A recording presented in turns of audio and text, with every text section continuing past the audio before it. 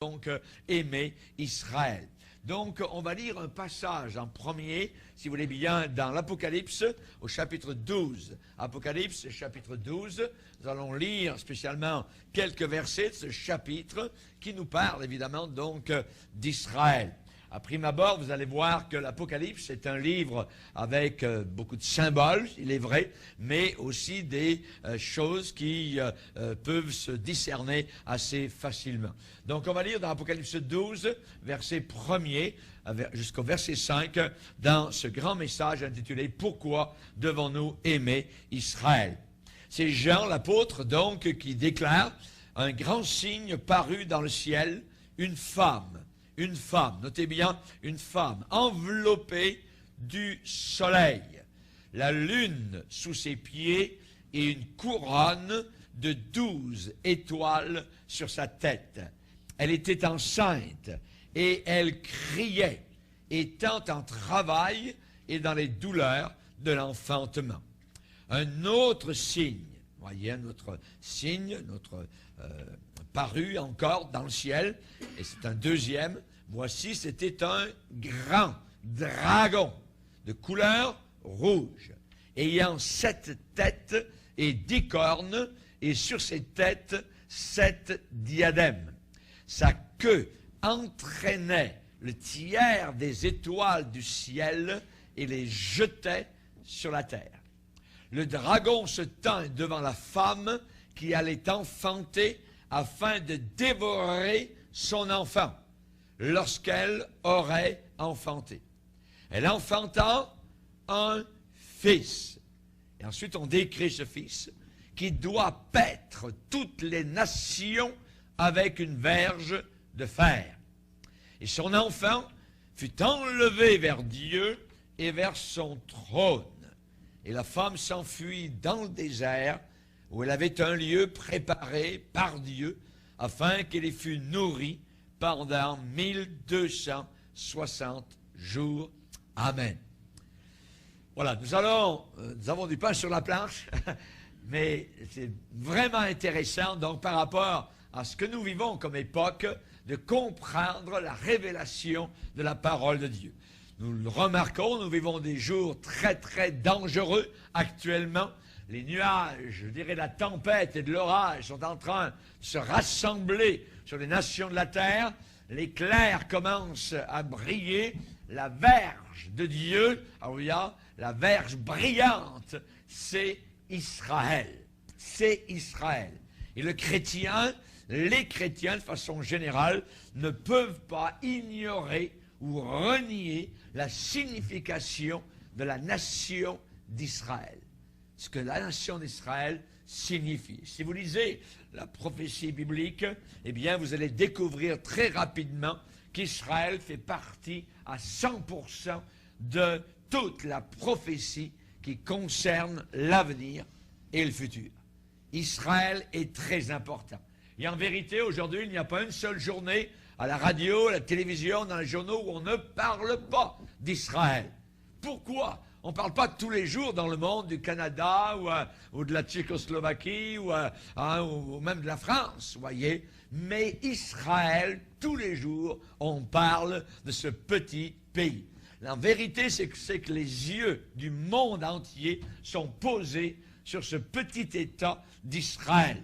Et les nôtres aussi ont besoin d'y être. Voyez, pourquoi? Parce que les Juifs, spécialement, eh bien, forment un peuple de destinée. Un peuple de destinée. Israël est un pays de destinée particulière. Et seulement Dieu, uniquement Dieu, le Dieu des Juifs et le Dieu des chrétiens, qui est le même, peut leur avoir accordé une telle faveur. Israël, c'est la jauge de Dieu. Israël, c'est la mesure, c'est l'étalon de Dieu. C'est le projet de Dieu.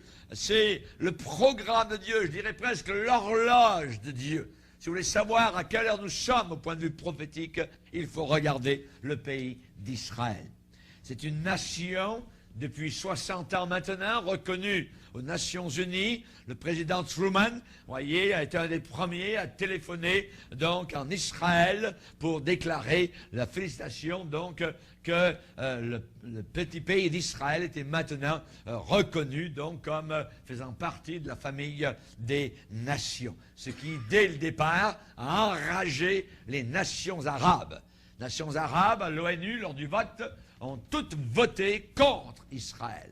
Et on va voir ce soir comment il y a une haine inimaginable et terrible contre Israël.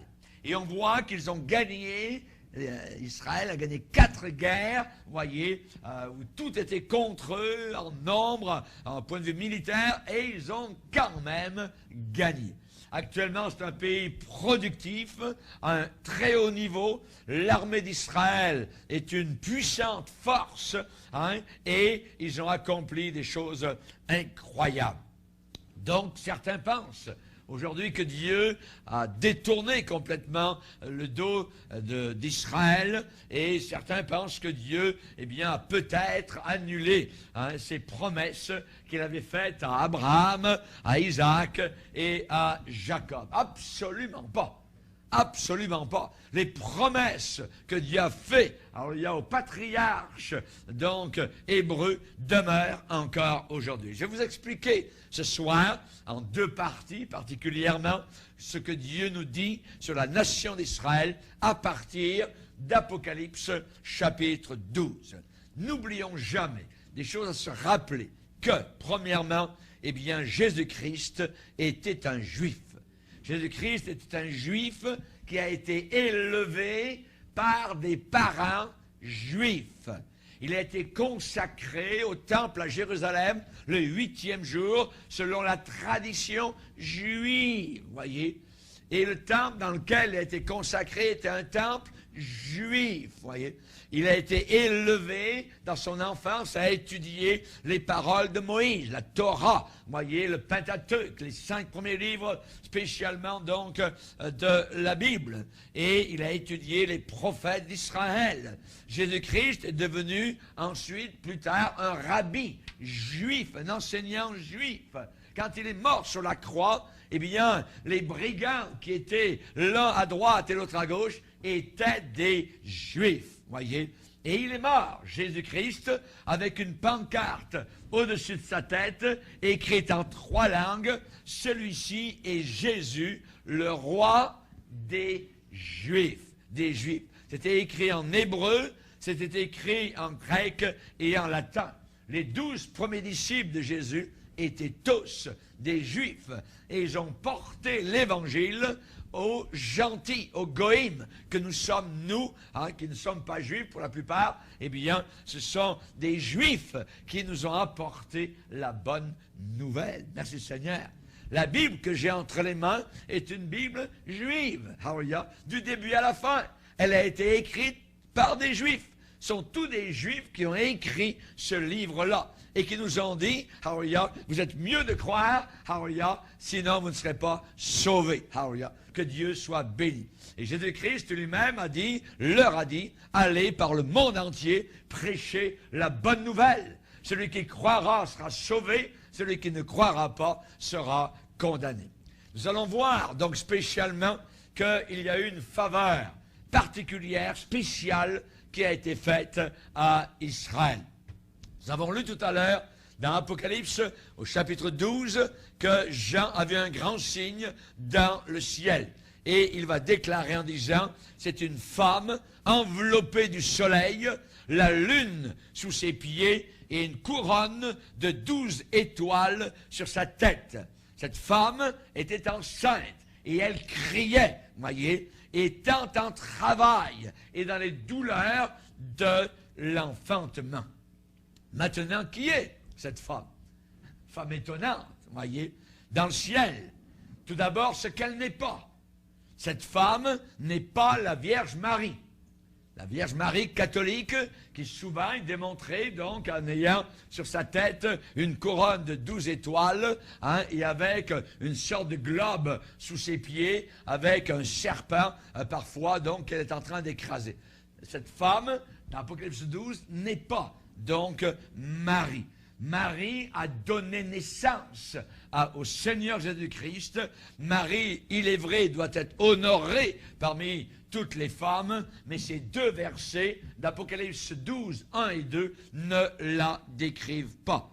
Ce n'est pas la Vierge Marie, ce n'est pas non plus l'Église, voyez, même si on en parle en des termes féminins, étant l'épouse de Christ, l'Église est l'épouse de Christ, ce n'est pas l'épouse de Christ ici. Pourquoi? Parce que la femme, dans ce passage, donne naissance à Jésus-Christ. Et l'Église n'a pas donné naissance à Jésus-Christ. C'est le contraire. C'est Jésus-Christ qui a donné naissance à l'Église. Il a dit, je bâtirai mon Église. Donc, ce n'est pas la Vierge Marie, ce n'est pas l'Église dans Apocalypse 12. Maintenant, on va voir ce qu'elle est. Qui est cette femme, véritablement? C'est Israël. Cette femme, c'est Israël, la nation d'Israël. C'est clair que cette femme étonnante est Israël. Et on peut le voir directement dans le rêve qu'a eu Joseph. Dans l'Ancien Testament, vous vous rappelez que Joseph a eu des rêves, et on voit donc que Israël est décrit, là aussi spécialement. Joseph est arrivé, il a dit, j'ai eu encore un songe, et voici le soleil, la lune et 11 étoiles se prosternaient devant moi. Joseph étant la 12e, donc, étoile. On a là les 12 patriarches juifs, vous voyez. Donc, qu'est-ce qu'on peut dire? Eh bien, c'est qu'elle représente, cette femme représente Israël. Ailleurs, dans l'Ancien Testament, Israël aussi est appelée l'épouse de Jéhovah, l'épouse de Yahweh, spécialement une femme. Dans Ésaïe 54, car ton Créateur est ton époux, et il s'appelle l'Éternel des armées, et ton Rédempteur, c'est le Saint d'Israël. Il se nomme Dieu de toute la terre. L'Éternel te rappelle comme une femme délaissée, au cœur attristé. L'Éternel te rappelle comme une épouse de la jeunesse qui a été répudiée, renvoyée, dit ton Dieu. À qui Dieu parle-t-il? À Israël, à la nation d'Israël. Il la prend ici là comme une femme, et lui étant l'époux. Et on a un passage clé dans la Bible pour expliquer cette femme, c'est dans Romains, chapitre 9, versets 4 et 5, où l'apôtre Paul, là, parle de son souci pour la nation d'Israël. Et Paul va décrire les Juifs, il va dire les Israélites à qui appartiennent l'adoption, la gloire, les alliances, la loi qui leur a été donnée, à qui appartiennent le culte, c'est-à-dire le service du temple, les promesses, les patriarches sont à eux, et il va dire de qui est issu, selon la chair, le Christ. De qui est issu, de qui vient, voyez, selon la chair, le Christ. Ça veut dire, Jésus descend physiquement, spécialement le Messie, donc descend des Juifs. Et en plus, Paul va dire, ce Messie qui est Dieu au-dessus de toutes choses, béni éternellement. Amen. Qu'est-ce que Paul est en train de dire ici? Eh bien, ce que Israël nous a donné le Messie. Israël nous a donné le Messie. Merci Seigneur. Israël est une nation ordonnée de Dieu. Israël est une nation appelée de Dieu, protégée de Dieu, bénie de Dieu. Alléluia, gloire au Seigneur. Maintenant la question, est-ce que Dieu a-t-il appelé Israël seulement pour que eux, tout seuls, soient bénis? Non, c'est pour que le monde entier soit béni, pour qu'il puisse être en bénédiction au monde entier. Un autre passage de la Bible, lorsque Dieu a parlé à Abraham, il a appelé du fond de l'Irak, Ur, en Chaldée à l'époque, eh bien Dieu lui a parlé et il a appelé Abraham et lui a dit, je bénirai ceux qui te béniront, je maudirai ceux qui te maudiront, toutes les familles de la terre seront bénies en toi. Le peuple d'Israël descend donc de ces patriarches. Maintenant, chaque chrétien est béni à cause d'Israël. Comment pourrais-je aimer un Messie qui est juif et haïr mon voisin de l'autre côté de la rue qui est un juif? C'est la même famille, c'est impossible. Même s'il ne connaît pas encore Christ, même s'il ne reconnaît pas Christ, il y a du sang. Alors il y a juif dans ses veines. Je suis sauvé à cause des juifs. Le salut vient des juifs. Ma Bible est juive. Alléluia. Et que Dieu soit glorifié. Alléluia. Marie était une jeune fille juive. Nous servons un Messie qui est juif. Tous les apôtres, je le répète, étaient juifs. Et Jésus va dire dans l'évangile de Jean, chapitre 4, nous avons un salut qui nous vient des juifs. Qui nous vient des juifs. Alléluia. Et Dieu a fait en sorte qu'Abraham soit une bénédiction pour toutes les nations du monde. Ça serait très fou, je dirais, très insensé, et même, je dirais, on se placerait sur un sol très dangereux si nous lancions une malédiction contre Israël. Vous voyez? On voit ce qui est arrivé avec les Scuds qui ont été lancés contre Israël à partir de l'Irak durant une certaine guerre, il n'y a pas tellement longtemps. Vous voyez, c'est une autre guerre qui est arrivée là-bas, vous voyez, en Irak. Maintenant, on sait que le président de l'Iran a juré la mort à Israël et actuellement est en train de s'armer de bombes atomiques. Et il le dit au monde entier qu'il veut rayer de la carte le pays d'Israël. Très dangereux. Je maudirai ceux qui te maudiront. L'Iran, en tant que nation qui maudit Israël, va elle-même être maudite. C'est ce que la Bible déclare. Lorsque Balaam a été acheté, payé pour maudire Israël, on se rappelle, c'est ce prophète de Dieu qui disait des choses très belles et très bonnes, mais à un moment donné a été payé par amour d'argent, est devenu un faux prophète. On lui a demandé de maudire Israël. Comment est-il mort? Il est mort dans le camp des ennemis. C'est le peuple juif qui l'a tué comme un vulgaire, je dirais, brigand. Chers amis, nous devons bénir ce que Dieu a béni. Nous devons aimer ce que Dieu a aimé. Nous devons prier pour Israël. Nous devons prier pour la paix de Jérusalem. Et Dieu a dit au sujet d'Israël, dans Deutéronome chapitre 7 et verset 6, « Car tu es un peuple saint pour l'Éternel ton Dieu.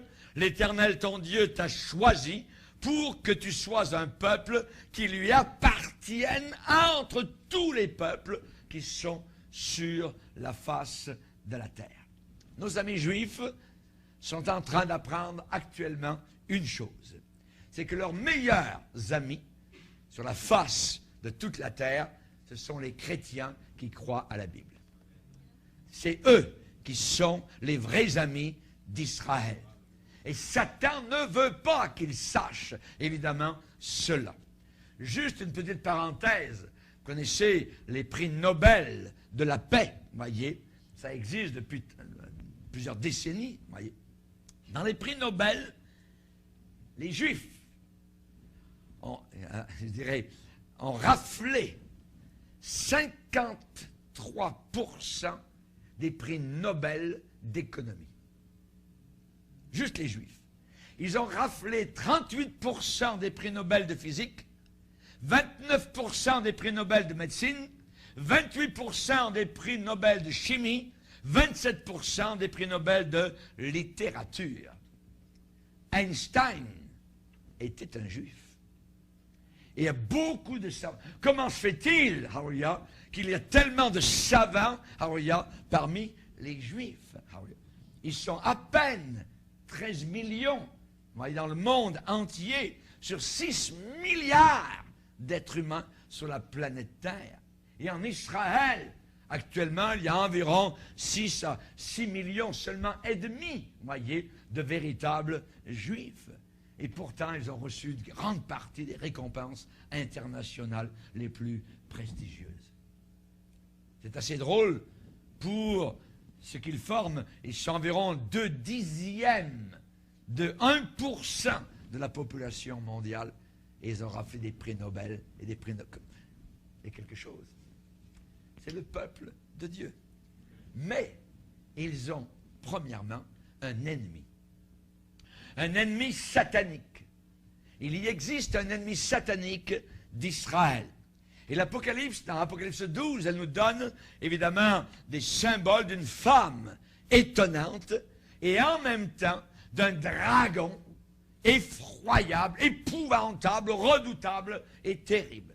Et Jean va dire, je vis un autre signe qui parut encore dans le ciel. C'était un grand dragon rouge, 7 têtes, 10 cornes, et sur ces têtes, 7 diadèmes. Sa queue entraînait un tiers des étoiles du ciel et les jetait sur terre. Et le dragon se tint devant la femme. N'oublions pas que c'est Israël, la femme. Le dragon, Satan, se tient devant la femme qui allait enfanter afin de dévorer son enfant quand elle aurait enfanté. Elle enfanta quoi? Un fils. Un fils. Quel fils? Qui doit paître toutes les nations avec une verge de fer. Et son enfant fut enlevé vers Dieu et vers son trône. Qui est ce dragon féroce? Qui est ce dragon furieux? Satan en personne. Rouge. Pourquoi est-il décrit de la couleur rouge? À cause de sa soif de sang. Jésus a dit à sa génération, vous avez pour père le diable, et vous voulez accomplir les désirs de votre père. Il a été meurtrier dès le commencement. Il ne se tient pas dans la vérité, car il n'y a pas de vérité en lui. Il est décrit comme ayant 7 têtes, 10 cornes, avec 7 couronnes. 2 chiffres, 7 et 10. 7, c'est le chiffre de la perfection dans la Bible, et 10, c'est le chiffre de l'achèvement.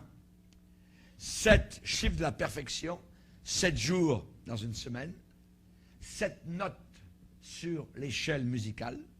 Josué a fait 7 fois le tour de Jéricho.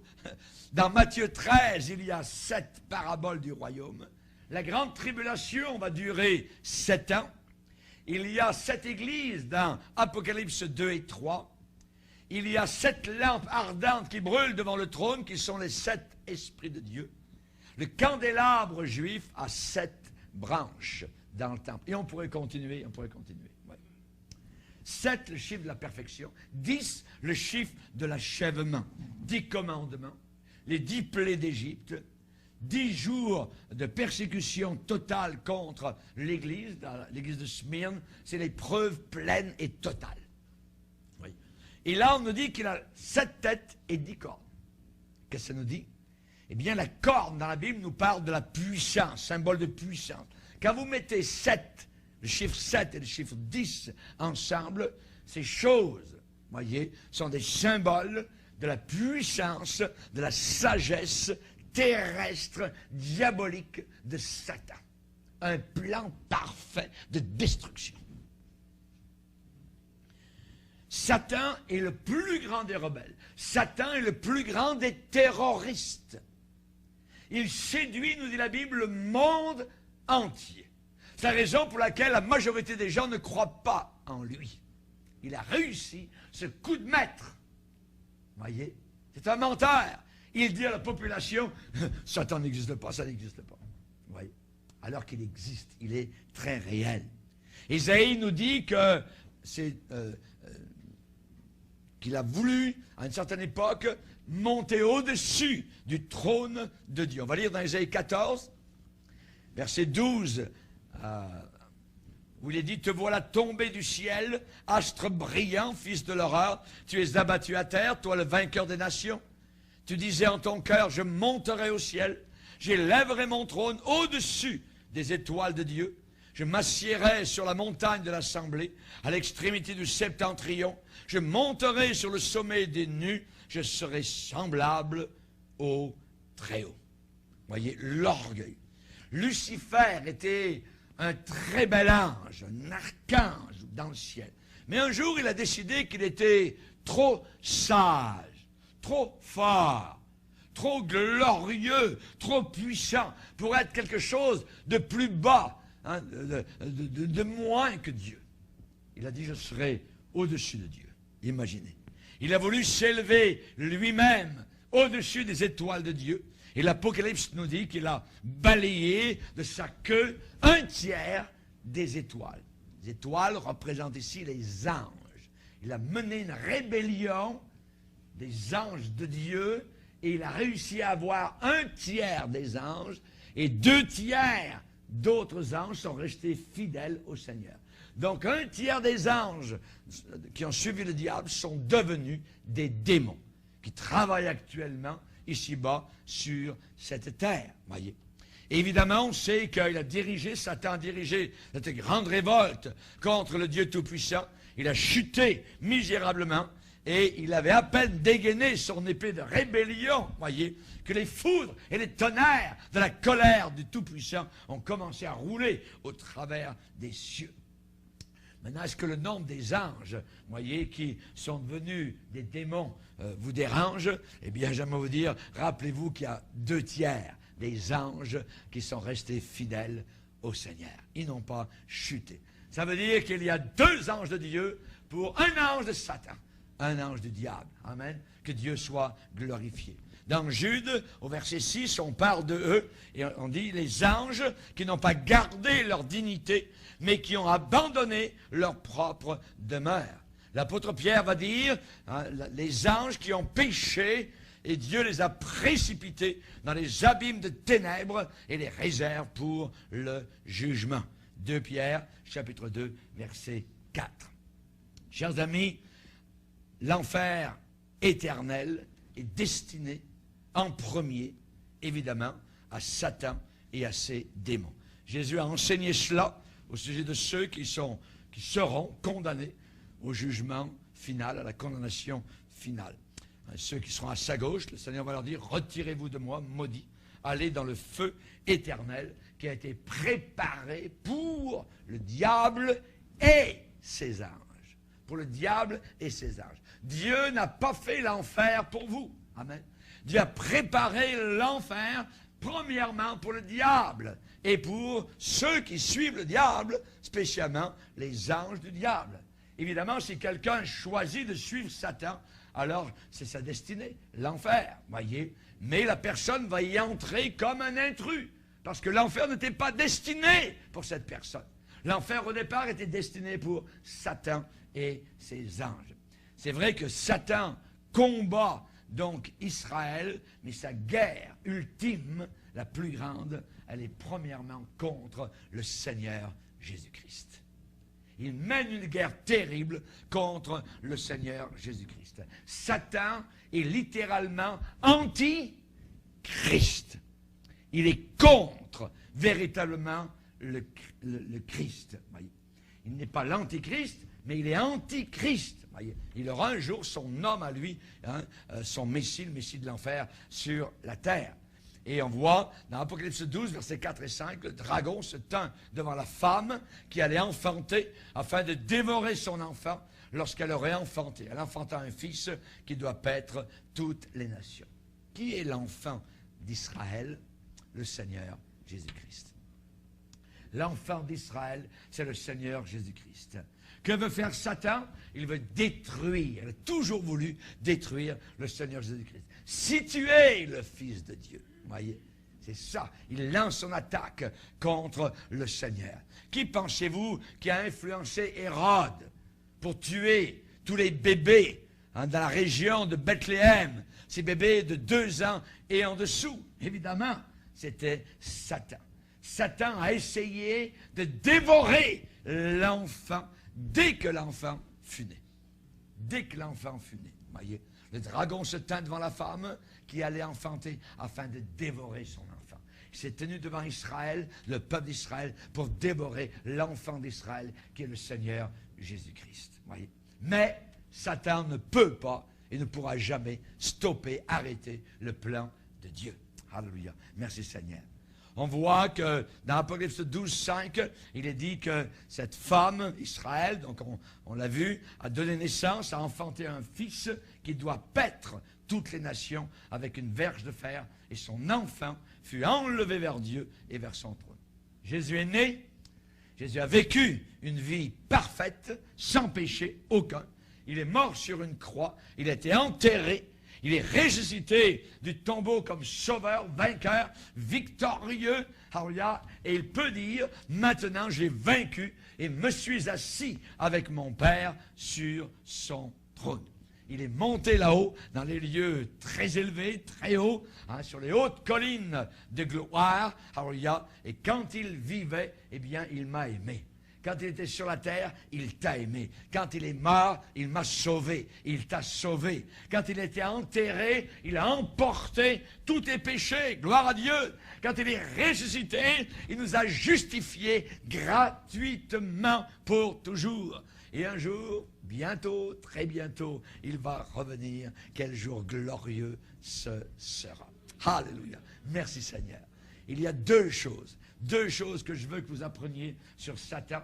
La première, il est anti-Jésus-Christ, anti-Christ. Et la deuxième chose, c'est qu'il est antisémite. Il est antisémite, il est anti-juif. Voyez, dès que vous entendez quelqu'un qui parle contre les Juifs, vous savez que cette personne est de connivence avec Satan. Satan est antisémite, voyez. Satan est Jésus-Christ et il est les Juifs. J'aime ce qu'il est et je hais ce que le diable aime. Amen.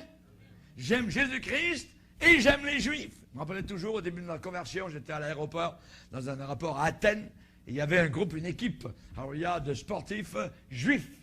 Et je les regardais, j'étais un peu loin, et j'aurais voulu courir vers eux et tous les embrasser, parce que j'avais jamais autant aimé les Juifs que depuis que j'avais accepté le Seigneur Jésus-Christ dans mon cœur. Parce que je savais que le salut venait de leur pays, alléluia, d'Israël. Merci Seigneur, alléluia.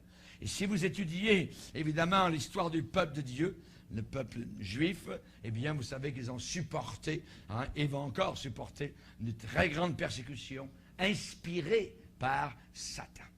Ils ont enduré des atrocités terribles. Moi, personnellement, et je voudrais que l'Église soit philo-sémite et non pas antisémite. Philo qui veut dire j'aime en grec. Alléluia. Philadelphie, alléluia, ça veut dire j'aime. Alléluia, les frères. Philéo, je suis un philosémite. On se rappelle comment les Juifs, quand on regarde leur histoire, les grandes persécutions, regardez sous Pharaon, déjà. Pharaon, déjà, a demandé que tous les bébés juifs, voyez, garçons, soient jetés, tués, dans le fleuve du Nil. Ils ont eu des grandes persécutions sous Nebuchadnezzar. Plus tard, Alexandre le Grand. Rappelez-vous, Haman, du temps d'Esther, a voulu balayer toute la nation juive. Un homme inspiré par Satan.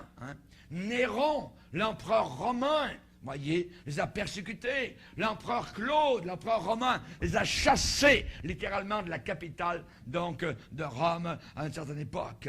Il y a eu Titus, Adrien, 1 million de Juifs ont été tués littéralement en l'an 70 après Jésus-Christ, lorsque le temple en Israël a été détruit par les Romains.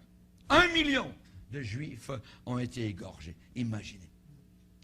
Ensuite, il y a eu l'Empire ottoman, les Turcs. Il y a eu l'Inquisition espagnole contre les Juifs, 300 000 morts. La Russie, l'Allemagne hitlérienne, les nazis, voyez, l'Holocauste, les camps de la mort, les chambres à gaz, tout pour les Juifs. Comment ça se fait? Une haine contre un petit peuple particulier de la terre. C'est diabolique, c'est satanique. C'est Satan qui est cette race-là, parce qu'il sait que cette race-là est porteuse du salut et sera bénie à la fin, d'une manière tout à fait particulière. Si l'Holocauste juif, où il y a eu 6 millions de morts, ne vous pousse pas à avoir compassion pour Israël, je ne sais pas ce qui pourra y arriver. C'est terrible. J'ai visité une fois un camp de concentration avec mon épouse. On en est ressorti bouleversé. Complètement bouleversé. Et quand on pense que les nazis étaient juste à côté, il y avait une route, il y avait une chambre à gaz où on envoyait par centaines à la fois, et ensuite on découpait les morceaux de corps pour supposément études, voyez, Et les nazis, de l'autre côté, il y avait un restaurant, les officiers mangeaient, vous voyez, de la bonne bouffe, tout ça, et alors qu'il y avait des centaines, juste à quelques mètres, qui étaient en train de se gazer. C'est abominable. C'est abominable, vous voyez. Les nations arabes, aujourd'hui, ont le même esprit. Et on va le voir au travers de la soirée, comment ils sont enseignés à haïr les Juifs et Israël. C'est très triste. L'ONU est contre Israël. L'ONU n'est pas pour Israël.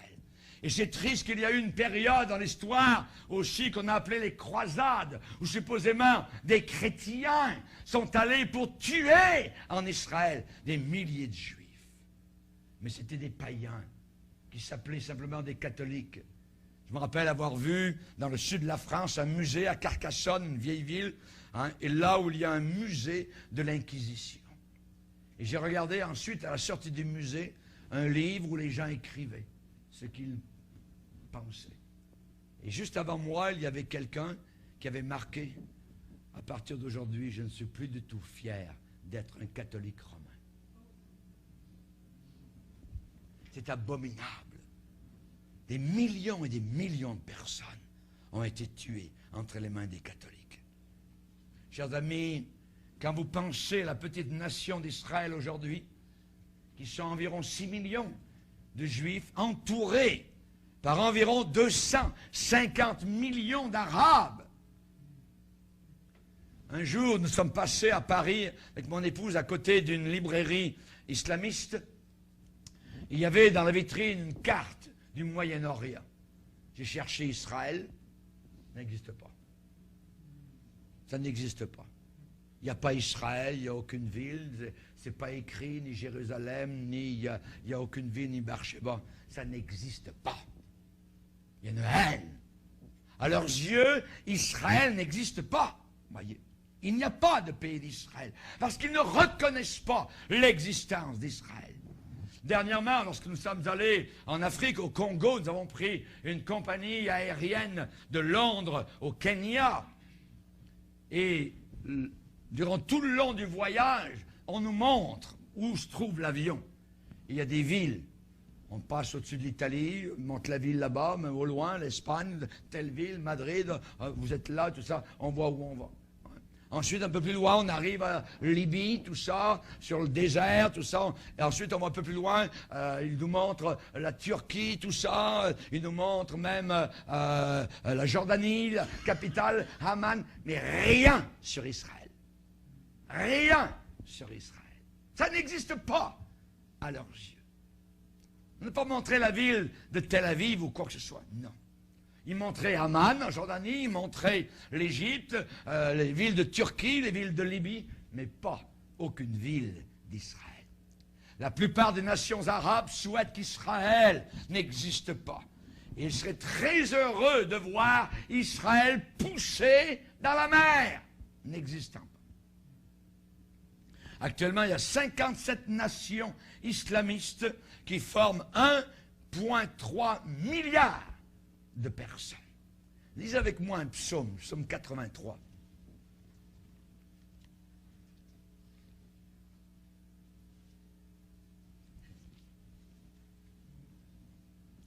Psaume 83, une prière que l'on peut très bien faire encore aujourd'hui et mettre ça dans une bouche d'Israélites. Ô Dieu, ne reste pas dans le silence, ne te tais pas et ne te repose pas, ô Dieu, car voici tes ennemis s'agitent.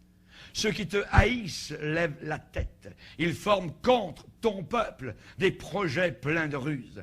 Et ils délibèrent contre ceux que tu protèges. Venez, disent-ils, exterminons-les du milieu des nations, et qu'on ne se souvienne plus du nom d'Israël. Ils se concertent tous d'un même cœur. Ils font une alliance contre toi. Les tentes d'Édom, les Ismaélites, Moab, les Agaréniens, Gebal, Haman, Amalek, les Philistins, avec les habitants de Tyr. La Syrie aussi se joint à eux. Elle prête son bras aux enfants de Lot. chers amis, si on faisait une étude sur tous ces peuples, c'est exactement les mêmes peuples qui vivent autour d'Israël aujourd'hui et qui veulent pousser Israël à la mer. L'Iran. Aujourd'hui, on n'est pas certain, mais bientôt, vont posséder la bombe atomique. Et la bombe atomique, elle est destinée à Israël. Et le président de l'Iran est un nouvel Hitler du Moyen-Orient, Ahmadinejad, qui renie même l'Holocauste, qui dit que l'Holocauste de 6 millions de Juifs morts, ça n'a jamais existé, et il déclare la mort à Israël en disant qu'il veut la destruction du pays d'Israël. Psaume 124, sans l'Éternel qui nous protégeant, qu'Israël le dise. En Israël aujourd'hui, est-ce que vous aimeriez aller dans un magasin et vous demander d'une minute à l'autre si une bombe vous explosait quelque part? Si un homme va arriver avec une ceinture remplie de bombes ou une belle jeune fille et se tuer et vous tuer en même temps. Vous demandez si vous prenez un autobus et si vous allez arriver à la destination de l'autobus. J'aimerais vous citer ce qu'une mère musulmane a déclaré après qu'elle a appris que son propre fils avait réussi à se suicider en faisant éclater une bombe qui a tué son propre fils et 10 juifs. Je cite ce qu'elle a déclaré. Ça a été cité dans Harper Magazine en 2005 par le reporter qui s'appelle Stanley Fish. Cette femme a déclaré « C'est parce que j'aimais mon fils que je l'ai encouragé à mourir de la mort de martyr pour l'honneur d'Allah. » La djihad, c'est la guerre sainte contre les infidèles, est une obligation religieuse qui nous est demandée, dit-elle, et nous devons l'accomplir. J'ai sacrifié mon fils, qui s'appelle Mohamed, comme quelque chose qui fait partie de mes obligations. J'ai prié et j'ai demandé à Allah de me donner 10 Israélites pour mon fils Mohamed. Et Allah a accordé ma requête. Et mon fils Mohamed a vu son rêve se réaliser en tuant 10 colons soldats juifs. Notre Dieu l'a honoré, même encore plus que ce qu'il avait demandé, parce qu'il y a eu beaucoup d'Israélites blessés. Quand on lit ça, notre cœur souffre. Notre cœur saigne devant cette mer, devant un raisonnement si tordu. C'est le même esprit qu'avaient les islamistes aux commandes des avions contre le World Trade Center et les bâtiments du gouvernement à Washington le 11 septembre 01. C'est le même esprit qu'avaient les tueurs à Bali, où il y a eu plus de 200 morts dans une discothèque en Indonésie au début des années 2000. Et lorsqu'on les a exécutés, ils étaient 3, ils n'avaient aucun remords. Pas du tout. Pourquoi? Parce que pour eux, il y a 72 vierges qui les attendent là-haut dans le ciel. Ils ont gagné leur ciel en tuant des infidèles. Et le Coran leur ordonne, c'est écrit dans le Coran, ça dit, les infidèles tuez-les. Ce n'est qu'une question de temps. Il suffit qu'ils aient un téléphone. Tout musulman se doit d'aller à la djihad. Et c'est la raison pour laquelle, aujourd'hui, on n'a pas besoin de venir, ils sont déjà parmi nous. Et ils peuvent maintenant, aux États-Unis, avoir simplement des bombes atomiques, simplement les petites mallettes, et faire sauter des villes de 1 million, 2 millions d'habitants. Et ils sont heureux, ils sont fiers. Rendez compte le système tordu à l'intérieur de leur tête. C'est terrible, aucun remords. Même s'il y a une peine capitale, voyez, par les tribunaux indonésiens, on les a interviewés dernièrement, les 3 qui ont été condamnés à mort. J'en étais très content. Vous n'avez pas de remords, jamais de la vie. Ils sont enseignés dès qu'ils sont enfants à la haine, à la violence dans leur cœur. N'oublions pas que le dragon diabolique s'appelle Satan. Satan est anti-Christ et il est antisémite, anti-juif. On va parler maintenant du combat d'Israël. On va aller un peu plus loin dans Apocalypse 12. Apocalypse 12, verset 6. Il dit, et la femme, c'est Israël, s'enfuit dans le désert, où elle avait un lieu préparé par Dieu, afin qu'elle ait fût nourrie pendant 1260 jours. Pendant les 3 ans et demi de la fin de la grande tribulation qui va durer 7 ans. Et il y eut guerre dans le ciel, guerre. Michel et ses anges combattirent contre le dragon. Et le dragon et ses anges combattirent. Mais, ils ne furent pas les plus forts. Et leur place ne fut plus trouvée dans le ciel. Et il fut précipité, le grand dragon, le serpent ancien, appelé le diable et Satan, celui qui séduit toute la terre. Et il fut précipité sur la terre, et ses anges furent précipités avec lui. Et j'entendis dans le ciel une voix forte qui disait, maintenant, le salut est arrivé, et la puissance et le règne de notre Dieu, et l'autorité de son Christ, car il a été précipité, l'accusateur de nos frères, celui qui les accusait devant notre Dieu jour et nuit. Ils l'ont vaincu à cause du sang de l'agneau et à cause de la parole de leur témoignage. Ils n'ont pas aimé leur vie jusqu'à craindre la mort. C'est pourquoi réjouissez-vous, cieux, et vous qui habitez dans les cieux. Malheur à la terre et à la mer, car le diable est descendu vers vous, animé d'une grande colère, sachant qu'il a peu de temps. Il y a 2 batailles dans ce passage, une bataille au ciel et une guerre sur la terre. Il y a eu guerre dans le ciel. Le but de cette guerre, c'est de jeter Satan en dehors du ciel. D'un côté, il y a le dragon terrible, ses démons, ses anges qui combattent. De l'autre côté, Michael, le grand archange, et ses anges qui combattent contre le dragon. Ils se connaissent très bien, Satan et Michael, puisque dans les temps, je dirais ancestraux, ils étaient en train de servir Dieu tous les deux. Vous voyez, c'était des archanges. Et voilà que maintenant, il va y avoir un combat terrible. Vous voyez, guerre dans le ciel. Le dragon, il est bien décrit comme un serpent tellement rusé, le plus rusé de tous les animaux des champs, appelé le diable, qui signifie accusateur, et Satan, qui est l'adversaire. Mais vous allez dire, est-ce que Satan n'est pas déjà en dehors du ciel? Oui, c'est vrai. Mais il a accès au ciel. Il a accès au ciel. On sait dans Job, premier chapitre, où il est dit, les fils de Dieu, c'est-à-dire les anges, vinrent un jour se présenter devant l'Éternel, et Satan vint aussi au milieu d'eux. Donc un accès, vous voyez, un accès au ciel. Dans les mystères de Dieu, dans la providence de Dieu, dans le plan de Dieu, Dieu permet à Satan d'avoir encore accès au ciel, bien que Satan soit vaincu. Vous voyez, Dieu le laisse encore venir et accuser tous les saints devant lui. Ils sont accusés devant Dieu. Il a été précipité, l'accusateur de nos frères, celui qui les accusait devant notre Dieu jour et nuit.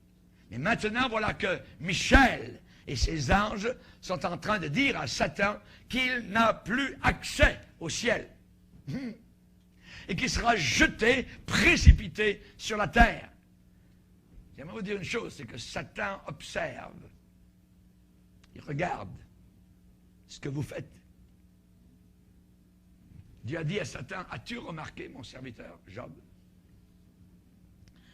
Et vous savez qu'il fait cela, que Satan vous observe d'une certaine manière, si vous avez déjà ressenti la piqûre de ces accusations. Peut-être vous avez eu une pensée de convoitise, un accès de colère, un mauvais tempérament ou un égoïsme. C'est vrai, on peut être coupable parfois de certaines choses, nous comme chrétiens. Mais il y a une différence entre accuser et nous convaincre de péché. Le Saint-Esprit nous convainc de péché, mais il ne nous accuse pas pour nous condamner, tandis que Satan nous accuse pour nous condamner, littéralement. Voyez. Mais la Bible dit, qui accusera les élus de Dieu? C'est Dieu qui justifie. Amen. Aucune condamnation pour ceux qui sont en Jésus-Christ. À moi d'être en Jésus-Christ, de rester dans le Seigneur. Satan, il vient, je dirais, comme un procureur de la couronne. Voyez, devant le juge.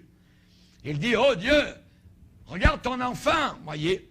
Il est supposé être un bon chrétien, il est supposé être ceci et cela. As-tu vu et entendu ce qu'il a dit, ce qu'il a fait? As-tu vu ce qu'il a pensé? Voyez? Comment, Seigneur, peux-tu encore l'honorer? Tu proclames, tu dis que tu es tellement juste. Seigneur, tu es tellement rempli de justice. Pourquoi ne le jetterais-tu pas en enfer? Ils accusent jour et nuit devant Dieu. Imaginez. Il accuse jour et nuit. Mais gloire à Dieu, nous avons un procureur de la défense. Alléluia! Que Dieu soit béni. Amen. Nous avons un avocat auprès du Père. Alléluia. Jésus-Christ le juste. Jésus se tourne vers le juge et déclare pour notre défense, Père céleste, c'est vrai qu'un tel a péché. Père, je te demande simplement de regarder à mes plaies, à mes meurtrissures, à mes mains, à mes pieds. Je suis mort sur la croix pour ces péchés. Et Dieu, en tant que juge, passe son jugement en notre faveur à cause de son Fils. Alléluia. Que Dieu soit glorifié. Quand j'ai étudié cela, quand j'ai préparé cela, je me suis rendu compte d'une chose, c'est que Satan est sur la descente. Il est sur la descente. Premièrement, il a été jeté hors de son lieu, élevé au ciel, où en tant que chérubin, en tant que oint de Dieu, il conduisait les louanges à Dieu. Mais un jour, cet accès lui a été limité au ciel, lui a été enlevé, il a été jeté, précipité sur la terre. Il est actuellement le prince de la puissance de l'air, autour de la terre. Prince de la puissance de l'air. Et bientôt, il va être jeté dans l'abîme sans fond. Et finalement, il sera enlevé de l'abîme et placé dans les parties les plus inférieures de l'enfer éternel, où il passera l'éternité. Apocalypse 20, verset 10. Jeté dans les temps de feu et de soufre, tourmenté jour et nuit au siècle des siècles. Alléluia. Celui qui avait dit « J'élèverai mon trône au-dessus des étoiles de Dieu » sera amené, précipité dans les enfers les plus bas. Et si quelqu'un le suit, alors il sera là aussi avec lui. Pourquoi suivre un perdant? Non. Alléluia. Moi, je suis le Seigneur Jésus-Christ. Amen. Je veux le suivre jusqu'à la fin. Mes brebis entendent ma voix et elles me suivent. Guerre dans le ciel, guerre aussi sur la terre. Alléluia. Ça dit, pendant la grande tribulation spécialement, ils l'ont vaincu à cause du sang de l'agneau et à cause de la parole de leur témoignage. Ils n'ont pas aimé leur vie jusqu'à craindre la mort. C'est pourquoi réjouissez-vous, cieux et vous qui habitez dans les cieux. Malheur à la terre, à la mer, parce que le diable est descendu vers vous, animé d'une grande colère, sachant qu'il a peu de temps. Satan qui a été jeté hors du ciel est maintenant sur la terre.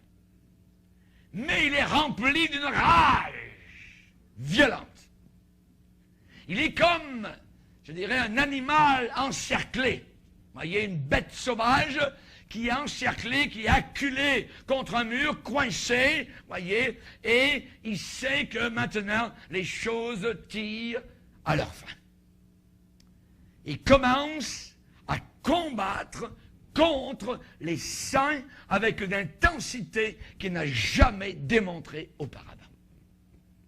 Merci Seigneur, il y a un moyen de victoire. Alléluia. Tout d'abord, la purification du croyant. Les croyants ont vaincu Satan par le sang de l'agneau. Ils n'ont pas vaincu Satan par le pouvoir de leurs pensées positives. Ils n'ont pas vaincu Satan par les thérapies de ceci ou de cela. Ils ont vaincu par le sang de l'agneau. Le sang de Jésus. Jésus a gagné la victoire sur la croix du Calvaire. Et en envisageant face à face la croix, Jésus-Christ a dit, maintenant a lieu le jugement de ce monde. Le prince de ce monde sera jeté dehors. Alléluia. Et Jésus disait, je voyais Satan tomber du ciel comme un éclair. Amen. Le dos de Satan a été cassé à la croix. A été cassé à la croix. Il marche penché maintenant. Voyez. Alléluia, gloire à Dieu. Depuis là, depuis la croix, Satan est en train de naviguer sur un navire qui coule.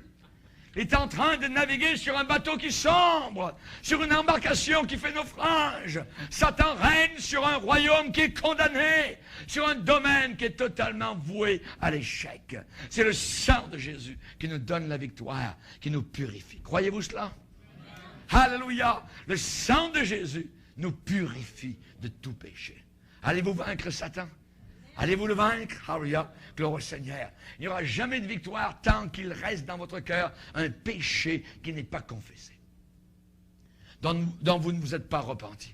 Vous pouvez autant essayer de bouger le rocher de Gibraltar que d'essayer de jeter des balles de neige contre Gibraltar, que d'essayer de vaincre Satan en ayant du péché dans votre cœur. Jamais.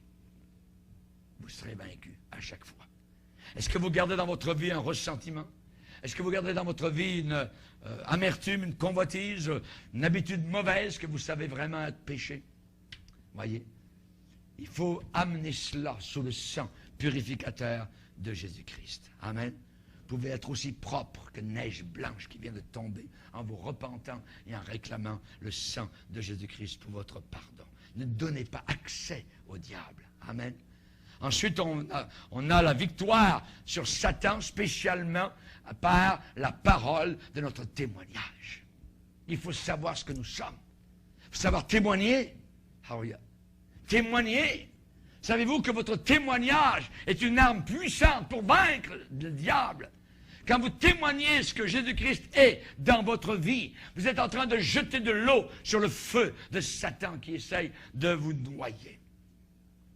La Bible dit que le dragon fut irrité contre la femme et s'en alla pour faire la guerre au reste de sa postérité, à ceux qui gardent les commandements de Dieu, à ceux qui ont le témoignage de Jésus. Il est l'agneau qui est mort pour nos péchés. Il est le lion actuellement qui règne et qui dirige. Quand Satan vient contre vous, témoignez, dites, dites, confessez ce que Jésus a fait au calvaire. Le tombeau est vide. Dites ce que vous êtes en Jésus-Christ. Une nouvelle personne, sauvée par sa grâce. Dites-lui que quand Jésus-Christ est mort, vous aussi vous êtes mort. Quand il a été crucifié, vous avez été crucifié avec lui. Quand Jésus a été enterré, vous aussi vous étiez enterré. Quand il est ressuscité, vous aussi vous êtes ressuscité. Quand il est monté au ciel, vous êtes monté au ciel. Quand il a été reçu au trône de gloire, vous avez été reçus. Quand il s'est assis dans les lieux célestes, vous vous êtes assis avec lui sur son trône. Vous êtes rachetés, sauvés, acceptés. Vous êtes lumière, vous êtes rendus forts, vous êtes puissants. Alléluia, par le Seigneur Jésus-Christ. Alléluia. Et le troisième moyen pour le vaincre, c'est le courage du croyant. Ils n'ont pas aimé leur vie jusqu'à craindre la mort. Jusqu'à craindre la mort. L'époque des martyrs n'est pas passée. Il y a eu plus de martyrs au XXe siècle que tous les siècles auparavant. Plus de 100 millions de chrétiens ont été massacrés. Rendez-vous compte? Le XXe siècle, ils n'ont pas aimé leur vie en face de la mort. Quelle est l'attitude d'un vrai martyr? Les islamistes ont pris le mot martyr et l'ont tordu complètement. Ils l'ont pris aux chrétiens. Un martyr chrétien n'est pas quelqu'un qui se venge, quelqu'un qui tue les autres. Non, pas du tout. Pas du tout. Ces gens-là, nous les martyrs chrétiens, ils continuent d'aimer Jésus-Christ même s'ils doivent mourir. Et si leur témoignage coûte leur vie, ils peuvent dire, je vais continuer à aimer Jésus et à le suivre. Alléluia. Amen. Rien ne pourra vous nuire, a dit le Seigneur. Ne craignez pas ceux qui tuent le corps et qui après cela ne peuvent plus rien faire. Nous les croyants, nous sommes quand même protégés, souverainement. Alléluia. Quand vous êtes dans le centre de la volonté de Dieu, votre travail ne manquera jamais de provision de Dieu et de la protection du Seigneur. Amen. Que Dieu soit béni. Nous allons nous arrêter là, alléluia, et nous allons continuer tout à l'heure. Alléluia. Il y a tellement de stock, tellement de choses merveilleuses à apprendre, à savoir. Alléluia. C'est formidable et c'est la parole de Dieu qui nous apporte la vie. Que Dieu soit béni.